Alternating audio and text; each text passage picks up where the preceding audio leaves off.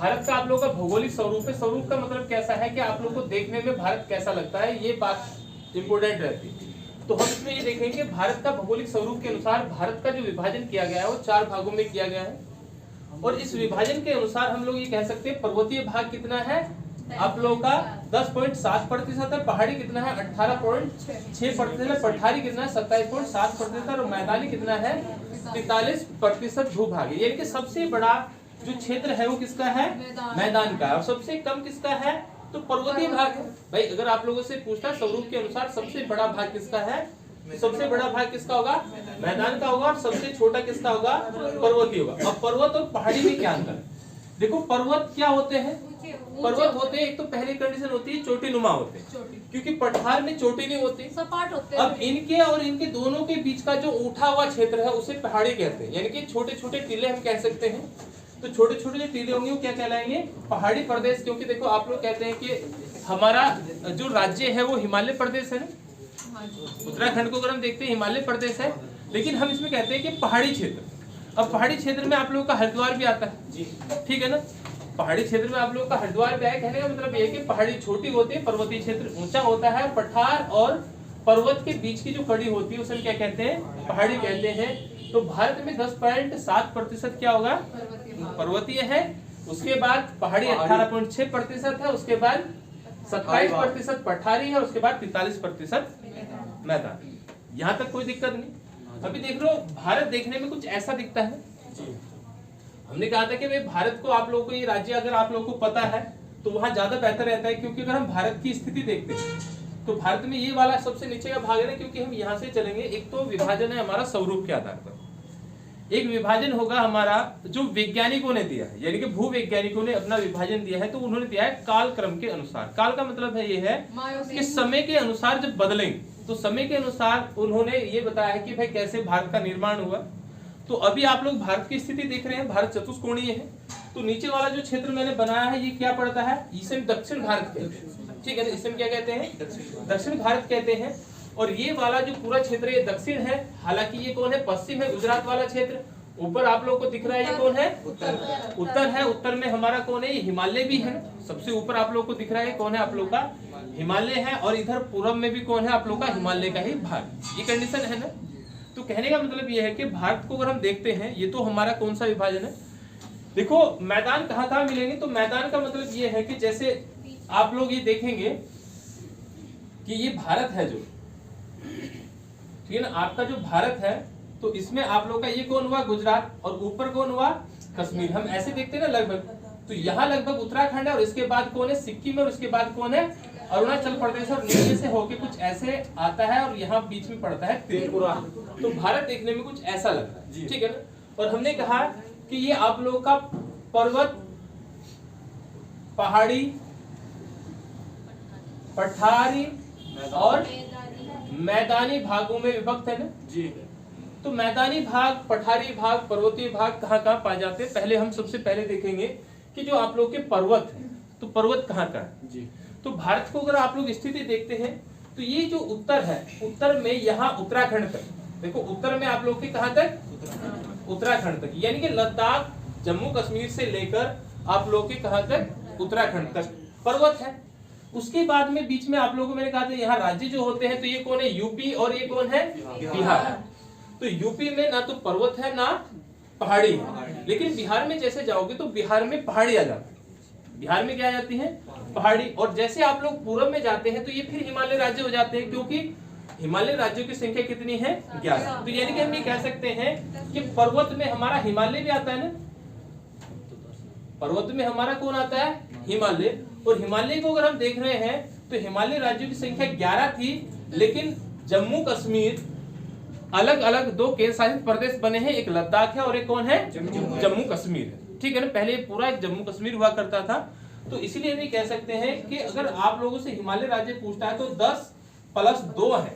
अब 10 कौन से राज्य हैं भाई, 10 प्रॉपर जो राज्य होते हैं वो 10 राज्य हैं, और 2 केंद्र शासित प्रदेश कौन से हमारे हिमालय राज्य में पड़ते हैं। बात समझ आई। अब भारत के उत्तर से लेकर पूरब तक जो फैला है वो हिमालय, लेकिन इनमें जो राज्य बीच में नहीं लगते हैं, क्योंकि यहाँ से हिमालय नेपाल में चला जाता है जी। यूपी में हिमालय नहीं आता है। अभी बिहार में हिमालय नहीं आता है, क्योंकि बिहार के ऊपर कौन है, नेपाल है, तो हिमालय नेपाल में रहता है। उसके बाद सिक्किम में हिमालय है, इसके बाद भूटान आ जाएगा, भूटान में हिमालय है। तो उधर आप लोगों का अरुणाचल प्रदेश वाला जो क्षेत्र है, और इधर ये म्यांमार वाला जो क्षेत्र आएगा, यहाँ आएगा हिमालय की पर्वतमाला, जिसे कहते हैं आराकोरम, जिसे हम कहते हैं आराकोरम, क्योंकि काराकोरम पड़ेगी ऊपर, जो हम यहाँ लोग यहाँ दिखा रहे हैं। तो आप लोग को सबसे पहले हिमालय पता लग गया कहाँ है। भारत में ये देखें कि हिमालय पता लग गया, हिमालय कहाँ है आप लोग का। हिमालय यहाँ से आप लोग का उत्तराखंड तक फैला है। इसके बाद यूपी में नहीं है, बिहार में नहीं है, उसके बाद सिक्किम में होगा और पूर्वी राज्यों में होगा। तो टोटल राज्य कितने होंगे, 10 और 2 केंद्र शासित प्रदेश, जिनमें लद्दाख और आप लोग का कश्मीर बनेगा। उसके बाद अब ये तो हिमालय है। दूसरा पर्वत आप लोग यहाँ देख पाएंगे कि यहाँ पर ये जो आप लोग का देखो, ये मैंने आप लोग को कल जैसे बता रहे थे कि ये पानी वाला क्षेत्र है, ये बंगाल की खाड़ी है, ये अरब सागर है, ये नीचे कौन है, श्रीलंका है, बीच में मन्नार की खाड़ी है। तो यहाँ पर जो तट बनते हैं तो ये पूर्वी तट कहलाता है, यानी कि बंगाल की खाड़ी में जो तट बनेगा ये पूर्वी तट कहलाएगा, और ये जो अरब सागर में बनेगा ये क्या कहलाएगा, पश्चिमी तट कहलाएगा। ठीक है ना, ये पश्चिमी तट कहलाएगा। तो ये पूर्वी तट हुआ, ये पश्चिमी तट हुआ। तो यहाँ पर भी एक पर्वतमाला है जिसे हम कहते हैं पूर्वी घाट पर्वतमाला, और यहाँ पर भी एक पर्वतमाला है जिसे हम कहते हैं पश्चिमी घाट पर्वतमाला। तो देखो आप लोगों को पता है पहला पर्वत हमारा हिमालय, उसके बाद हमने कहा कि पूर्वी घाट पर्वतमाला है, पश्चिमी घाट पर्वतमाला है। इसके बाद यहाँ पर ये जो पर्वतमाला है इसे हम कहते हैं नीलगिरी। तो ये हमारी कौन है, नीलगिरी पर्वतमाला है। यहाँ तक क्लियर हो गया।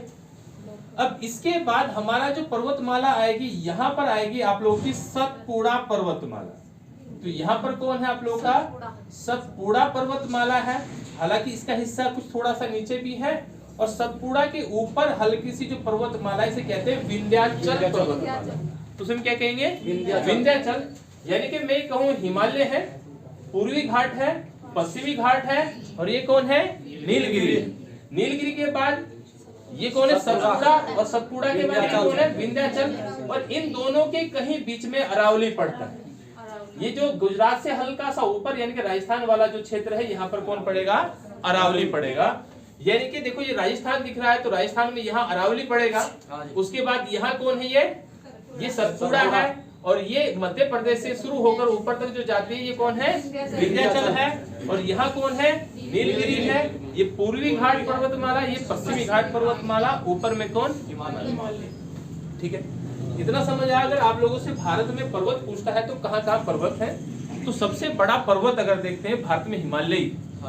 सबसे पुराना पर्वत देखेंगे तो अरावली, सबसे पुराना पर्वत देखेंगे तो कौन है, अरावली है। और सबसे बड़ा अगर देखेंगे तो हिमालय है, क्योंकि हिमालय का अगर हम कुल विस्तार देखते हैं तो पूरे विश्व में हिमालय का जो क्षेत्रफल होता है वो 5 लाख वर्ग स्क्वायर मीटर है। ठीक है ना, वर्ग किलोमीटर पूरा क्षेत्रफल, लंबाई गुणा चौड़ाई। ठीक है, हाँ लंबाई अलग रहती है, चौड़ाई अलग रहती है। लंबाई 2400 किलोमीटर। लंबाई अगर हिमालय की देख रहे हैं तो वो कितनी है, 2400 किलोमीटर है। लंबाई नहीं बढ़ती है, हाइट बढ़ती है। ठीक है ना, 2400 है। अभी यहाँ देख लो तो आप लोगों का 2400 किलोमीटर की लंबाई है।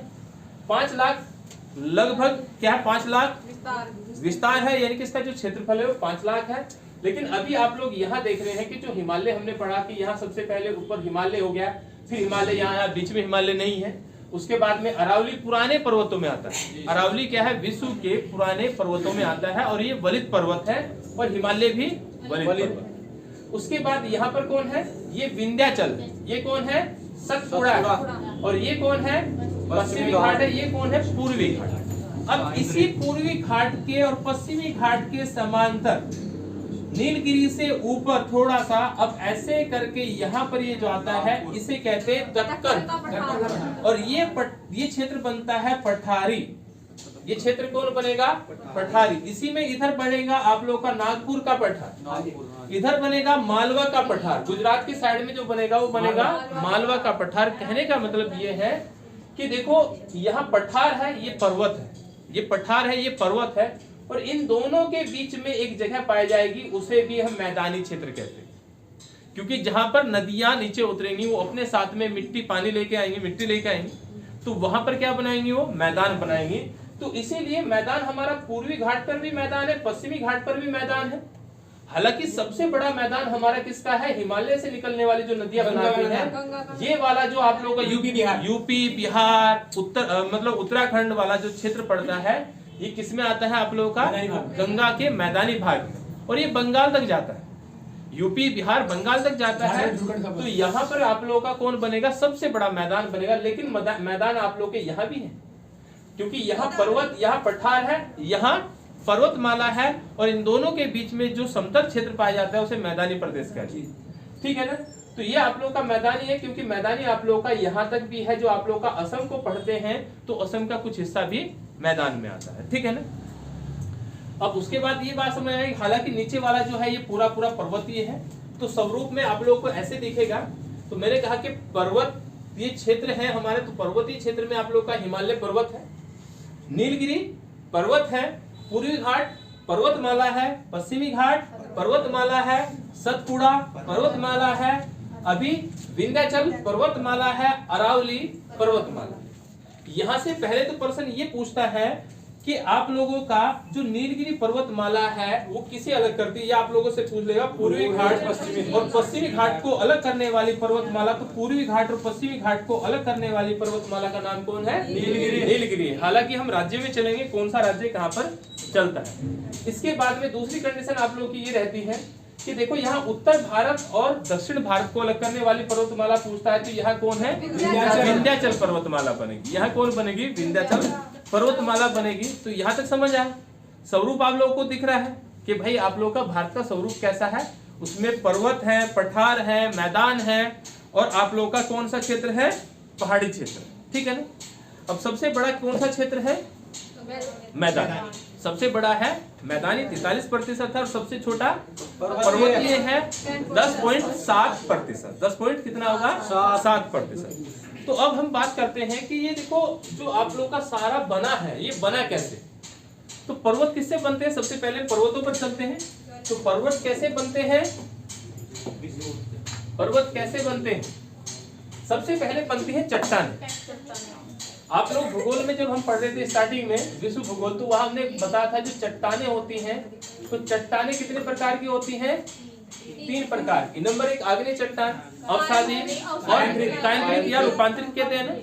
तो यहाँ हम लोग ये देखेंगे, हमें विश्व की चट्टान नहीं पढ़नी, हम लोग पढ़ेंगे भारत की चट्टान।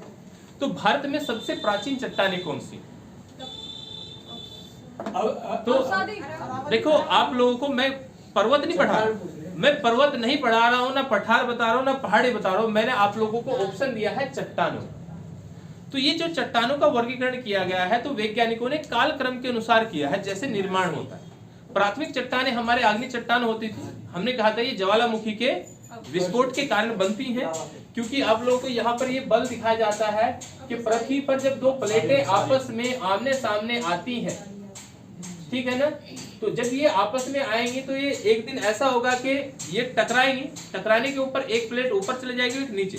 जो ये उठा हुआ भाग है इसे हम कहते हैं पर्वत नहीं कहते, उसे हम चोटी कहते हैं। उसे हमने क्या कहा, चोटी कहा। यानी कि यही प्लेट अगर ऐसे आ जाए, अब देखना ये पर्वत जी उठा हुआ भाग, ये पहले चोटी बनी होगी ना, अब धीरे धीरे ये प्लेटें चलती रही, क्योंकि भारत का जो निर्माण है वो 2 प्लेटों से हुआ है। एक का नाम है गोंडवाना और दूसरा है अंगोरा। दूसरा कौन है, अंगोरा। अब ये एक दूसरे की ओर गति करती है, जैसे कि हम कल भी बता रहे थे कि उत्तर से अंगोरा आ रही है, उत्तर से नीचे की ओर अंगोरा आ रही है, और दक्षिण से ये गोंडवाना जा रही है। अब ये जो दक्षिण भारत है जिसे हम पठारी क्षेत्र कह रहे हैं, ये पूरा गोंडवाना का क्षेत्र। हालांकि ऑस्ट्रेलिया जो है वो भी गोंडवाना प्लेट का हिस्सा है, वो भी गोंडवाना प्लेट का हिस्सा है, लेकिन हम ये कह रहे हैं कि ये कौन है आप लोगों का, गोंडवाना। तो इससे सबसे पहले जो बनी उसका नाम क्या आया, चट्टान आया ना। अब सबसे पहले जो बनी है उनका नाम आया चट्टान, लेकिन भारत में सबसे पहले जो चट्टाने हैं उसका नाम क्या होगा।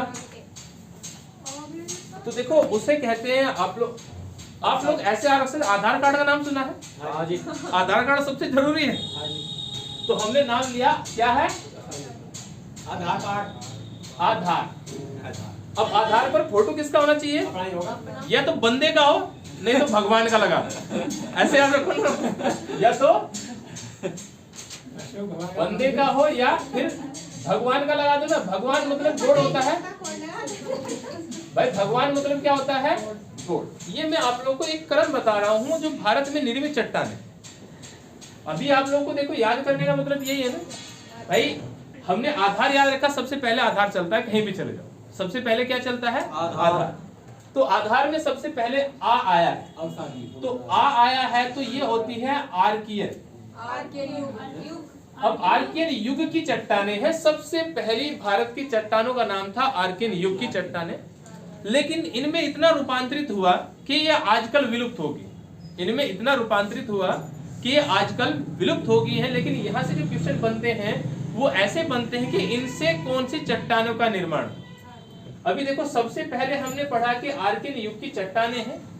अब इसके बाद आती है नंबर धार, तो यहाँ आती है धारवाड़ की चट्टानें, ठीक है ना। हाँ, इसके बाद अभी आप लोग, ये क्रम व्यवस्था है चट्टानों के निर्माण होने की, क्रम व्यवस्था है। सबसे पहले आर्कियन युग है, उसके बाद धारवाड़ है, और धारवाड़ के बाद यहाँ कौन बचा है? र बचा है ना, क्योंकि हमने कहा कि आधार कार्ड है। देखो आधार, और आधार के बाद में कार्ड हमने छोड़ दिया था शायद इसमें लिखना।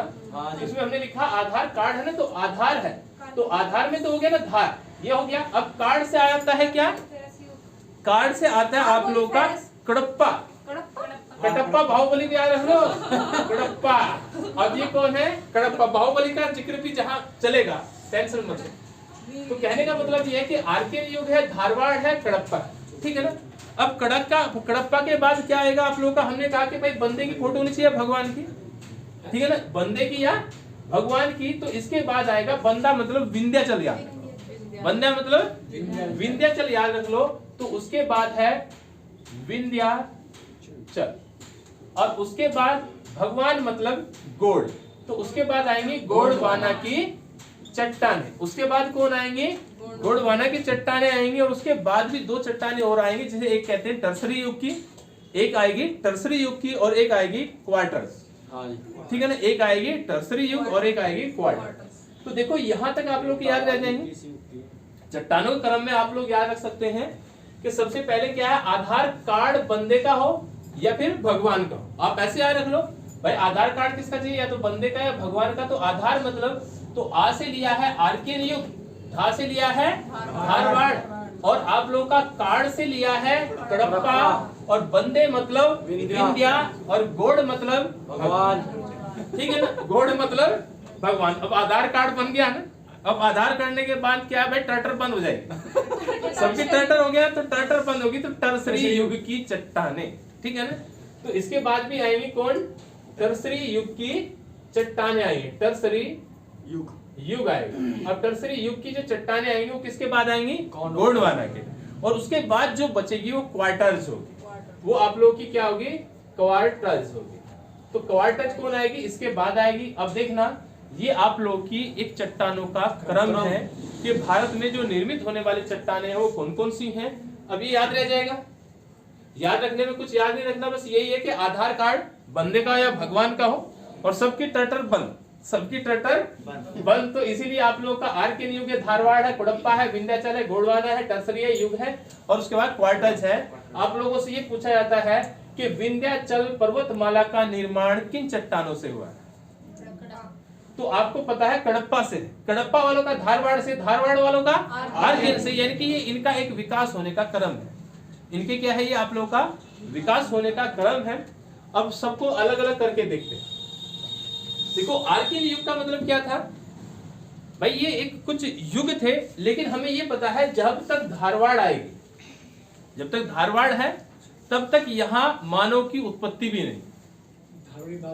हाँ, अभी यहाँ पर ये क्या है कि यहाँ पर धारवाड़ तक जब तक ही रहा है। अब हमने कहा सबसे पहले आग्नेय चट्टानें थी ना। हाँ जी। तो आर्कियन कैसे चट्टान? तो आग्नेय होगी, क्योंकि हमने कहा सबसे पहले आग्नेय चट्टान है, आग्नेय से बनेगी अवसादी, अवसादी से बनेगी रूपांतरित। अवसादी और आग्नेय दोनों से बनती है रूपांतरित, ठीक है ना। लेकिन मुझे पता है सबसे पहले आग्नेय चट्टान थी। तो आर्कियन युग की जो चट्टानें थी वो कैसी थी? आग्नेय।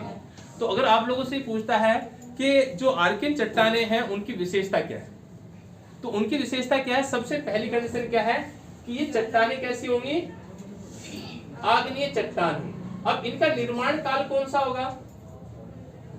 तो देखो हम लोग ये कहते हैं कि भाई पृथ्वी सूर्य का हिस्सा है। याद रखने को आप ऐसे याद रख सकते हैं कि पृथ्वी सूर्य का हिस्सा है। अब जब पृथ्वी ठंडी हो रही होगी उस समय इन चट्टानों का निर्माण हुआ होगा। हम ये तो कह रहे हैं कि भारत में ज्वालामुखी पाई जाती है, क्योंकि भारत में मात्र 2 ज्वालामुखी पाई जाती है, एक नागमंडम और एक बैरक, और वो भी आप लोग का अंडमान निकोबार द्वीप में पाई जाती है। बाकी भारत में आप लोग की ज्वालामुखी नहीं पाई जाती है।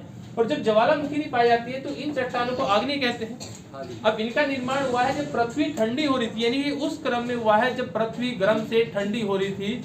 तो सबसे पहले जो चट्टानें बनी वो बनी आर्किन युग की चट्टानें। तो उस समय जीव तो है नहीं थे, तो इन चट्टानों में जीवाश्म नहीं होगा। क्योंकि आप लोगों से ये पूछता है कि किन चट्टानों में जीवाश्म था या नहीं है, तो इन चट्टानों में क्या नहीं होगा? जीवाश्म नहीं होगा। हालांकि वर्तमान में ये चट्टानें अभी नष्ट हो गई हैं, क्योंकि रूपांतरित इतना हुआ, बदलाव इतना हुआ कि ये चट्टानें अभी बिल्कुल मतलब क्या हो गया? विलुप्त हो गई। लेकिन अब इन चट्टानों को देखते हैं चट्टानें पाए कहाँ जाती थी, यानी सबसे पहले भारत के किस हिस्से का निर्माण हुआ? ये भारत है। इधर ये मैप जो का तो बना हुआ है, ये हमने बनाया। तो सबसे पहले पूछता है सबसे पहले भारत में किस हिस्से का निर्माण हुआ? तो हमें पता है सबसे पहले दक्षिण भारत। और दक्षिण भारत में जब ये आर्कियन युग की चट्टानें चल रही थी, तो देखो आर्कियन युग की चट्टानों में आप लोग का कर्नाटक रहता है, नीचे तमिलनाडु है,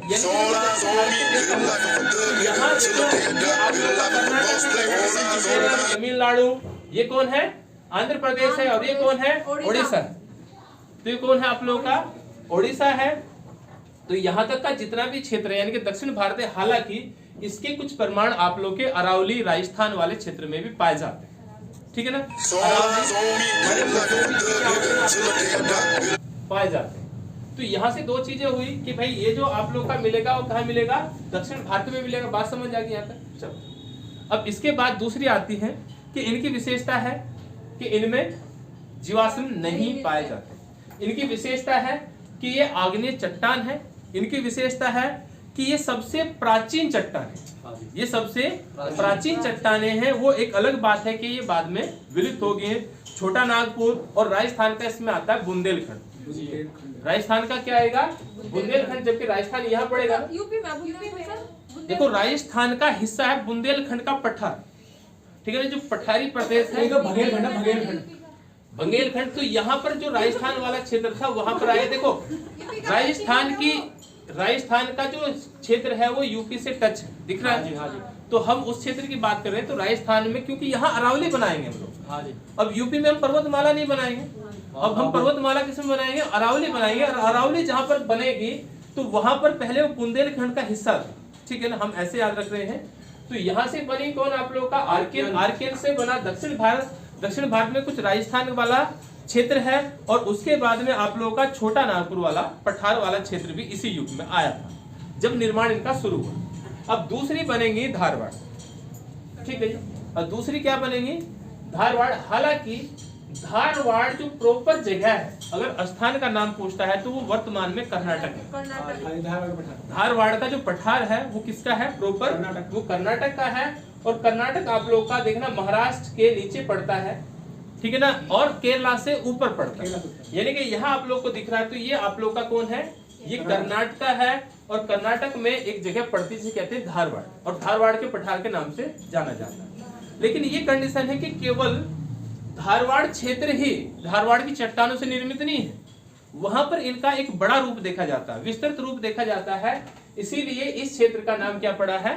धारवाड़। ये चट्टान है ना? अब धारवाड़ की चट्टानों का निर्माण किन चट्टानों से? आर्कियन। अब इनमें जीवाश्म नहीं था तो इनमें भी जीवाश्म नहीं। जबकि ये कंडीशन है कि ये जो चट्टानें हैं ये अवसादी हैं। ये कैसी हैं? अवसादी चट्टानें हैं। और हम अवसादी चट्टानों में ये देखते हैं कि जीवाश्म पाया जाता है। कंडीशन ये है कि हम ये देखते हैं कि जो अवसादी चट्टानें होती हैं उनमें जीवाश्म पाया जाता है, लेकिन धारवाड़ की चट्टानें अवसादी हैं और इनमें जीवाश्म नहीं है। और हमने बताया कि धारवाड़ किसका हिस्सा है? कर्नाटक का। कर्नाटक का प्रदेश पड़ता है जिसे हम धारवाड़ कहते हैं। लेकिन ये कंडीशन भी है कि धारवाड़ केवल कर्नाटक में नहीं है। तो ये अवसादी चट्टानें होते हुए इनमें क्या नहीं मिलेंगे? जीवाश्म। क्योंकि हिमालय भी आप लोगों का क्या है, अवसादी है ना, लेकिन हिमालय का जो वृद्ध हिमालय उसमें भी जीवाश्म नहीं, सॉरी मध्य हिमालय में जीवाश्म नहीं है। तो आप लोग शिवालिक में है, मध्य में नहीं है। तो आप लोग ऐसे पढ़ेंगे कि जो यहाँ धारवाड़ है इसमें कौन है, अवसादी है, अवसादी में भी जीवाश्म नहीं है। जीवाश्म ना होने का कारण क्या है, यहाँ पर जीव की उत्पत्ति नहीं है। एक तो कारण यही था कि उस समय तक पृथ्वी पर जीवन की उत्पत्ति शुरू नहीं हुई थी। दूसरा ये है कि अगर कुछ रहा होगा तो ये इतना लंबे समय आया कि ये परिवर्तित होते होते होते होते जब आर्कियन समाप्त होगी तो ये लंबे समय में होते होते यहाँ से जीवाश्म नष्ट हो गया होगा। लेकिन अभी इनकी ये कंडीशन है कि अवसादी होते हुए धारवाड़ की चट्टानों में जीवाश्म नहीं पाया जाता है। अब इनमें क्या पाया जाता है, देखो ये एक और है, धारवाड़ की चट्टान मैंने कहा कर्नाटक है। धारवाड़ की चट्टानों में आप लोग का ये लद्दाख भी आता है, ठीक है ना। यहाँ आप लोग लद्दाख को देख रहे हो ना, सबसे ऊपर कौन है, उत्तर में अगर देखते हैं तो धारवाड़ की चट्टानों से उत्तर हिमालय में कौन आया है, लद्दाख आया है। आप लोग का कुमाऊं हिमालय और गढ़वाल हिमालय दोनों धारवाड़ से निर्मित है, ठीक है ना।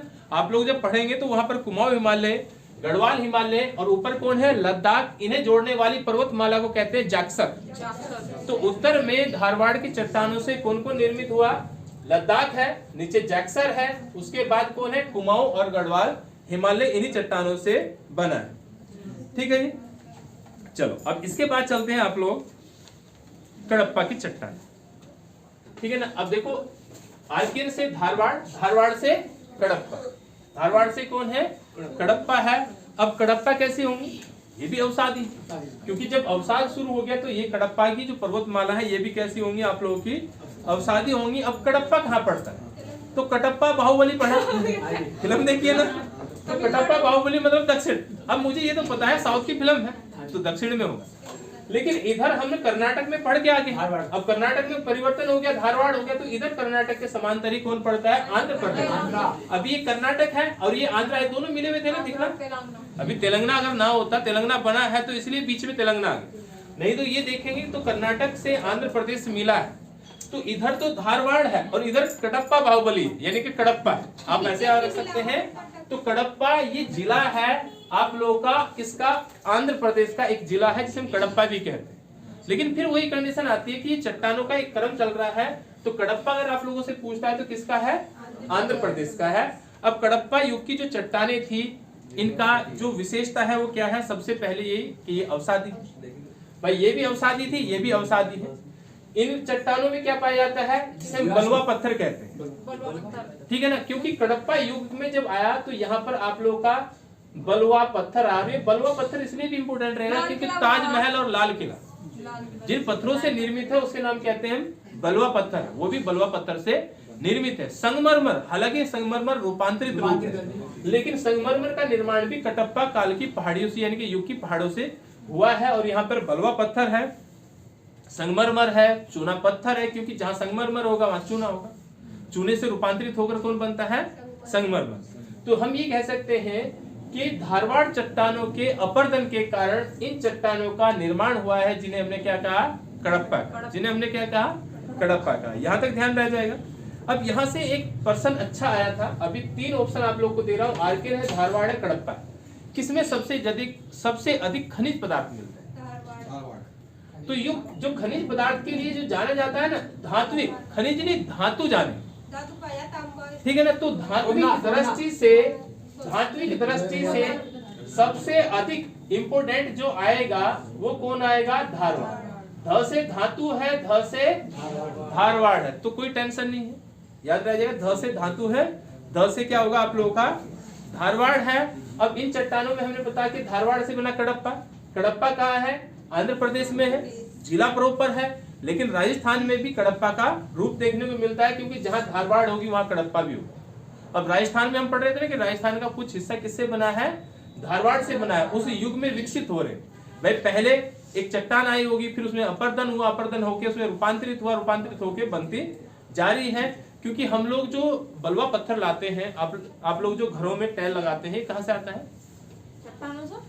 या आप लोगों ने देखा हो कि हमारे यहाँ लाल पत्थर का जो भी काम होता है ज्यादातर मोस्टली कहाँ होता है, जयपुर, राजस्थान वाले क्षेत्र में होता है, क्योंकि वहां से उस तरह के पत्थर निकलते हैं, वहां से उस तरह के क्या निकलते हैं, पत्थर निकलते हैं, तो उनका कारण ये कि जब निर्माण काल चल रहा था तो यहाँ कडप्पा में आया बलुआ, संगमरमर, चूना पत्थर, धारवाड़ की चट्टानों, कडप्पा की चट्टानों में भी है। और कडप्पा से यहाँ हमें पता कि ये क्षेत्र आप लोग का प्रॉपर तो पड़ता है, क्योंकि सबसे अधिक विस्तार है इसका आंध्र प्रदेश में, तो आंध्र प्रदेश में पड़ेगा। लेकिन इन चट्टानों का रूप देखने को जो मिलेगा वो अरावली क्षेत्र में भी मिलेगा। और अरावली किसमें होती है?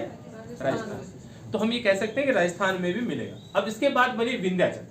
अब विंध्याचल आया ना, तो विंध्याचल में विशेषता क्या है? पहली कंडीशन ये है कि विंध्याचल भारत को उत्तर तथा दक्षिण भागों में विभक्त करती है। फिर इसके बाद ये कटी फटी पर्वतमाला, ये बीच बीच में से विलुप्त होगी। यानी कि अगर हम इसे देखते हैं तो जैसे मध्य प्रदेश से चलेगी ना, तो मध्य प्रदेश से कुछ देर चलेगी, फिर ये रुक जाएगी, मतलब फिर ये विलुप्त सी दिखाई देगी, फिर पर्वत आ जाएगा, फिर चलेगी, ऐसे चलती। ठीक है ना, तो ये कटी फटी पर्वतमाला है। और विंध्याचल की विशेषता है कि इसमें जीवाश्म पाए जाते हैं। अब विंध्याचल में क्या पाए जाएंगे? जीवाश्म।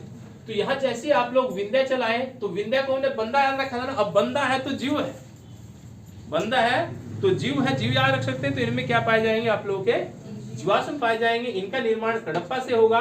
तो यहां तक आप लोगों का कडप्पा तक जीवाश्म नहीं था, कडप्पा तक जीवाश्म नहीं था। जीवाश्म शुरू हुआ है विंध्याचल, विंध्याचल से हो ना। अभी विंध्याचल युग है, हम विंध्याचल पर्वत पढ़ रहे हैं, वही कंडीशन है ना, क्योंकि जहां ये भी धारवाड़ युग है, ये भी कडप्पा युग है, तो ये विंध्याचल युग है। अब विंध्याचल आया तो यहाँ पर कौन पाया आप लोगों का?